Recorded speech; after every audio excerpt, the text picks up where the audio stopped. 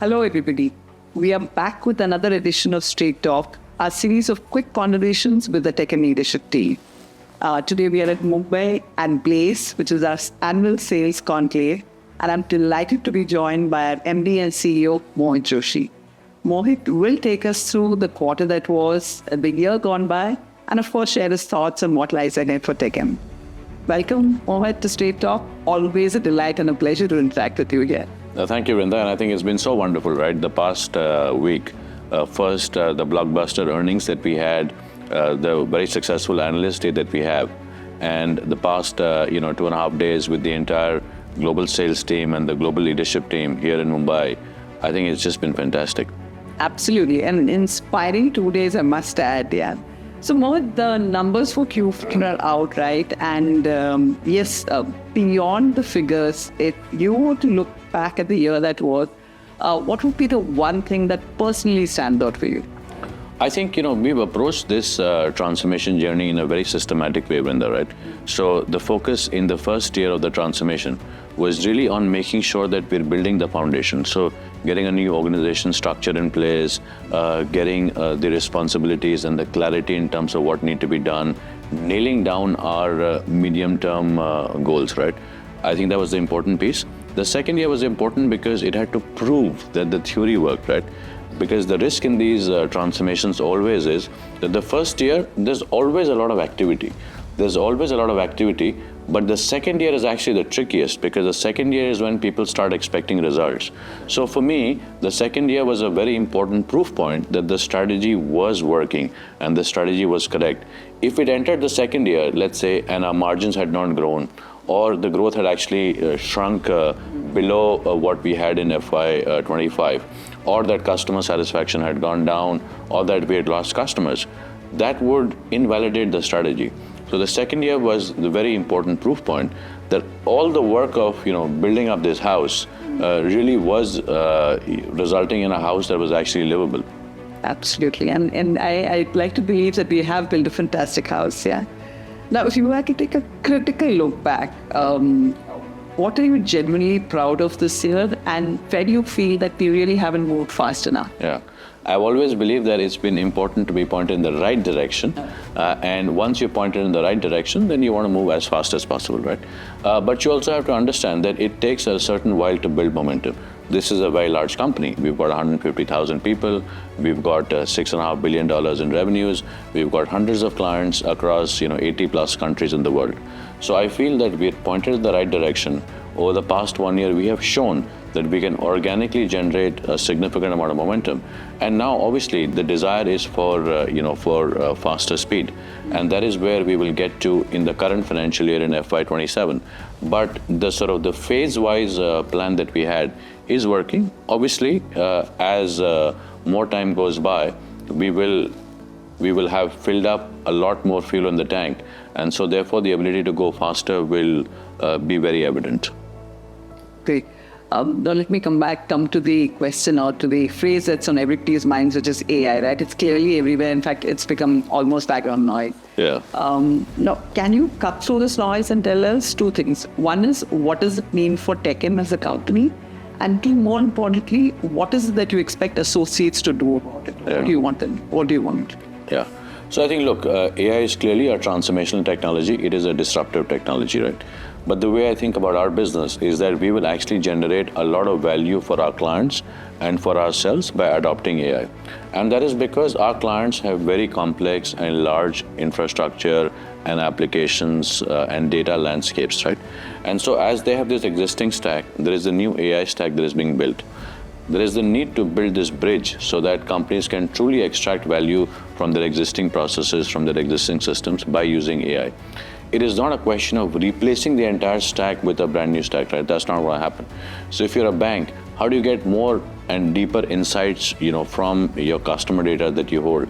And how are you able to use those insights for the agents to make decisions? If you're a telco, how do you use, for instance, the network reasoning model that we've built to optimize network coverage and to reduce your network costs? So I feel the opportunity for us is this gigantic tailwind, which is increased infrastructure spend, increased technology spend, increased focus on customer experience by using AI, and convert it to superior outcomes for our clients. I feel that there's a continuum, right? When people talk about AI, there's a continuum in our industry. There are many people who believe that nothing will happen. This is just a sort of a fad like blockchain and will disappear. And there are equally people who believe that our businesses will go bankrupt in the next couple of years. And so therefore we should price as aggressively as possible to get most revenue, right? I believe that we should be paranoid and not panicky, right? Paranoid because it is truly a paradigm shift. And if we don't embrace this new technology, if we don't understand how to use it, if we don't understand how we can use it to drive better outcomes for our customers, then slowly we will become irrelevant, right? We will become irrelevant. So we have to stay paranoid, but not panicky and not complacent. What about the associates? Yeah, for the associates, I feel that, look, while there will be certain top-down actions, right? There will be certain top-down actions in terms of mandating training, in terms of making sure platforms are available, in terms of making sure Nikhil and Shyam and his team are building the right frameworks that all of us can use. At the same time, there always needs to be a bottom-up push as well, right? If this is, no, not if, as this is truly going to transform all of our lives, I want all of our associates to be equally badgering us. Where are the latest tools? Where are the use cases for customers? How can I help my telco customer in Australia to dramatically improve their network coverage by using AI? At the end of the day, the knowledge that 150,000 associates have can truly transform all of our clients. But as leadership, we need to make sure that they have all the tools and the autonomy possible to make it work. But all of the associates, including people like me, have to think very deeply and learn very deeply to actually make the transformation. If it is only top-down, it will not work. If it's only bottom-up, it will not work. The entire organization needs to work as one and needs to be aligned towards the goal. Truly, I guess it has to come from within. And I can tell you the good news, Mohit, is that I've personally heard many associates asking for more and more. Yes. So I think that's a good news over there. Yeah. When we think of FY27, we're just starting, what's the one thing that you're looking forward to and why? FY27 for me is very easy, right? FY27 for me is very easy. We have created the foundation in the first year. We have built the momentum in the second year, including large deals, including NPS, including employee satisfaction, including organic growth for our top accounts in terms of new client acquisition. FY27 is the year when we will start to basically capitalize on all of this momentum, right? There are very clear goals that have been established: 15% EBIT, growth higher than industry average, and a return on capital of 30%. To be done largely organically. We already are a long way in the journey, right? When we exited the FY23, which is when the FY24, which is when the plan got started, we had margins of EBIT margins 6.4%. We're already at 13.8, right? So it's only 120 basis points till the commitment is done. We started out by having an organic growth gap of 3 to 5% versus our peers. In the most recent quarter, we have exceeded the peer average, right? In fact, along with TCS, organically, we're the fastest growing company in this most current quarter. So I do feel that a lot of the hard work is being done. The results are being shown, and the results will be fully and definitively be delivered at the end of FY27. And then we've got to start thinking about the next 3 years and our next adventure. Absolutely. And more power to all of us. As my last question, October marks the 40th year of Tech Mahindra, right? And that's a big moment for everybody and for many of us who've been with the company for so long. So what does it mean to you? And not just as a milestone to celebrate, but what do you feel like, what is it? Is it a signal as to where do we go from here? Yeah. Look, I think it is a wonderful milestone. In one of my first meetings with the BT CEO, I presented Alison with a copy of the original registration certificate of the company, right? Yes, of the original registration certificate of the company. And if you look at this, right, a company that was founded in 1986 has really, longevity is a very important sign. It basically shows that what you're doing is working and there is a market demand for the stuff that you produce, and you have built an organization structure and a culture that has allowed you to go that distance.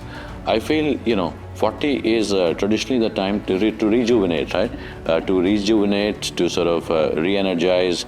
40 is the new 30. You got to be thinking about, the exciting years ahead. You have a lot of life experience behind you. You're much more comfortable in your own skin, and now you have to find new worlds to conquer. Awesome. I cannot let you go without my rapid fire, so I'll do that part. One word for Tech Mahindra right now. Rising. Awesome. One priority you won't compromise on. For me, I think the one priority is ownership, right? And this is what we've been talking to the teams about, is that we have to take ownership to get things done. We have to take ownership for our actions. And I think with ownership, all things are possible. Extreme ownership, yeah. And this, of course, a cliche question you ask all the time, but the book you're recommending right now. Yes. So actually, there's one fantastic book that I read just about a month ago. It's called Wide Sea. And it's about the last voyage of Captain Cook. So when he sort of journeyed all the way from Plymouth in the UK, to Tahiti, went all the way to as a European traveler, discovered Hawaii, went all the way up to Alaska to try and find the Northwestern Passage, then came back and sadly died in Hawaii. I think it's a wonderful journey of really a remarkable era of discovery and innovation. And I always say, when we think our jobs are hard, we should think of a ship's captain's job in the 17th and 18th century, right? They had responsibility for basically taking a leaky old wooden bucket across the high seas, manage teams of hundreds of people on the boat, face mutiny, limited food supplies, illnesses, enemies on the shore.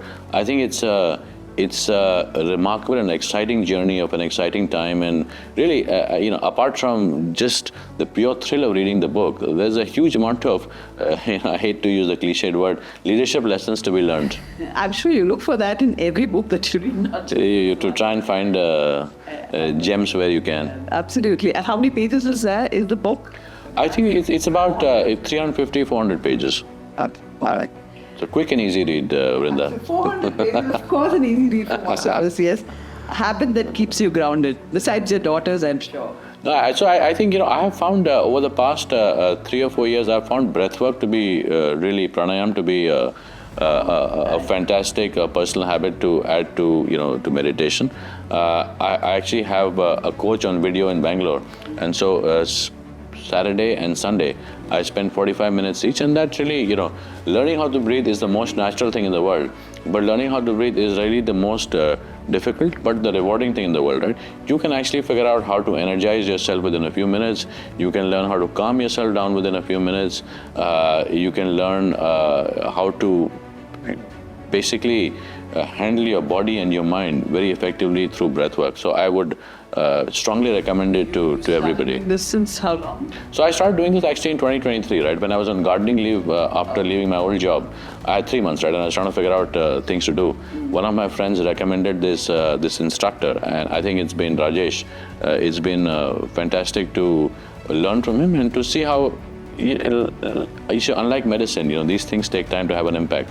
But within 6 to 12 months, I could see the impact it was having on my body, my mind.